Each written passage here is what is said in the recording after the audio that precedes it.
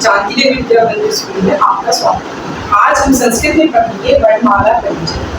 जैसे हमारे हिंदी में वर्णमाला होती है उसी तरह से हमारे संस्कृत में भी वर्णमाला। आइए उसी के बारे में पढ़ते हैं। सबसे पहले ये हमें जानना जरूरी है कि वर्ण क्या होता है। वर्ण भाषा की वह सबसे छोटी इकाई होती है जिन्हें और तोड़ा या विभाजित नहीं किया जा सकता। कहने का मतलब ये है कि वो भाषा की वो सबसे छोटा अक्षर होता है जिसको तोड़ा या विभाजित नहीं किया जा सकता। जैसे कि अ, हम अ को और तोड़ नहीं सकते, पर उसी की जगह अगर हम आ बोले तो आ को हम तोड़ सकते हैं, विभाजित कर सकते हैं जैसे और उसमें आ की मात्रा लेते हैं।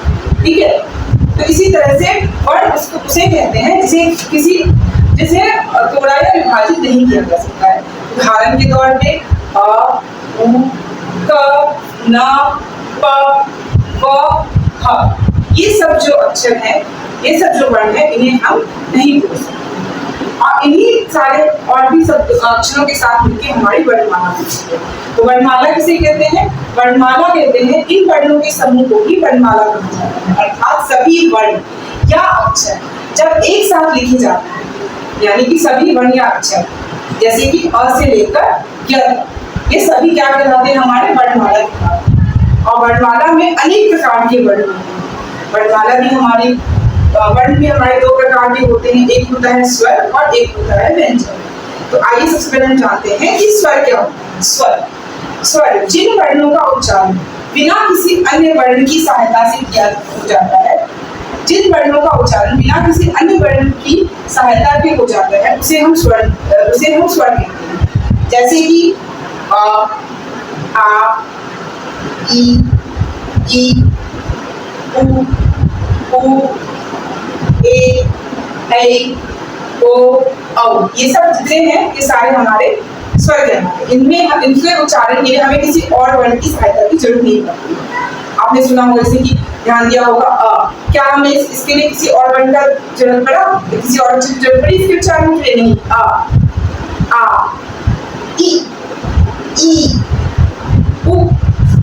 उ, ए, ऐ, ओ, औ, ये सब जो है ये हमारे क्या कहलाते हैं? स्वर कहलाते हैं। और हमारे संस्कृत की वर्णमाला में या हिंदी की वर्णमाला स्वरों की संख्या कितनी है? 11 है।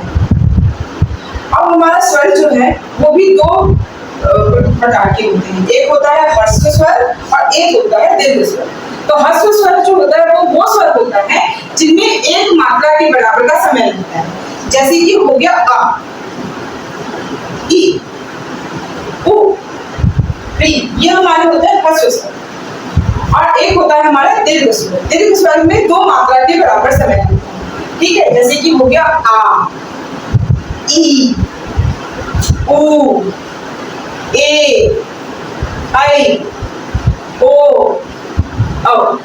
ठीक है, तो हमारा स्वर दो भागों में विभाजित होता है। एक होता है ह्रस्व स्वर और एक होता है दीर्घ स्वर। आपको समझ में आया? व्यंजन जो वर्ण स्वरों की सहायता से बोले जाते हैं उन्हें व्यंजन कहते हैं। स्वर मैंने आपको बताया था अ, आ, ई, उ, ए, ऐ, ओ, औ, ये सब सारे क्या थे? स्वर। ठीक है, अब व्यंजन वो है जैसे कि आ गया क और में क। जब मैं क बोलती हूँ तो क के साथ अ का उच्चारण भी होता है। जैसे कि क, ख, उसके साथ भी अ का उच्चारण है और अ हमारा क्या है? अ हमारा स्वर है। हाँ, तो वो शब्द, वो वर्ण, वो अक्षर जो कि स्वर की सहायता से बोले जाते हैं उन्हें हम व्यंजन कहते हैं। ठीक है, और इनकी संख्या पूरी वर्णमाला में जो है वो 33 है। हमारे स्वरों की संख्या कितनी है? 11 और व्यंजन की संख्या कितनी है? हाँ, 33। और व्यंजन में क्या क्या व्यंजन आते हैं? जैसे कि पहले आ गया क वर्ग, क, ख, ग, घ, र, ये हमारा आ गया क वर्ग में। च वर्ग में च, छ, ज, झ, य। अब हमारा आ गया ट वर्ग में ट, ठ, ड, ढ, न। आप मेरे उच्चारण समझ सकते हैं कि इन सबके साथ जितने भी अक्षर बोले जा रहे हैं सबके साथ अ भी आ रहे साथ। ठीक है, तो ये सारे व्यंजन हैं। पर जब हम स्वर बोलते हैं तो हम अकेले एक ही शब्द का उच्चारण करते हैं, एक ही वर्ण का उच्चारण करते हैं। त वर्ग में त, थ, द, ध, न। प वर्ग में प, फ, ब, भ, म, य, र, ल, व और अंतस्थ। ठीक है, श, श, स, ह, उष्ण। तो ये सब हमारे सब क्या है, व्यंजन। अब व्यंजन हमारे कितने हैं, 33। अब एक और है स्वर्ण और व्यंजन के बाद एक और प्रकार भी हमारे वर्णमाला है जिसको हम कहते हैं संस्कृत वर्णमाला में अयोग। हिंदी में तो बस हमारे स्वर और व्यंजन होते हैं, पर संस्कृत में हमारे हैं अयोग। अयोग्य किसे कहते हैं कि जो वर्ण यानी कि जो अक्षर जो ना तो स्वर होता है और ना ही व्यंजन होता है, उन्हें हम कहते हैं अयोग। ठीक है, इनको केवल चिन्हों से प्रकट किया जाता है, जैसे कि हमारा हो गया अनुस्वार, बिंदु, और हो गया विसर्ग, ये है ना। तो ये थे हमारी संस्कृत की वर्णमाला परिचय। आशा करती हूँ आपको मेरा वीडियो बहुत अच्छा लगा होगा। धन्यवाद।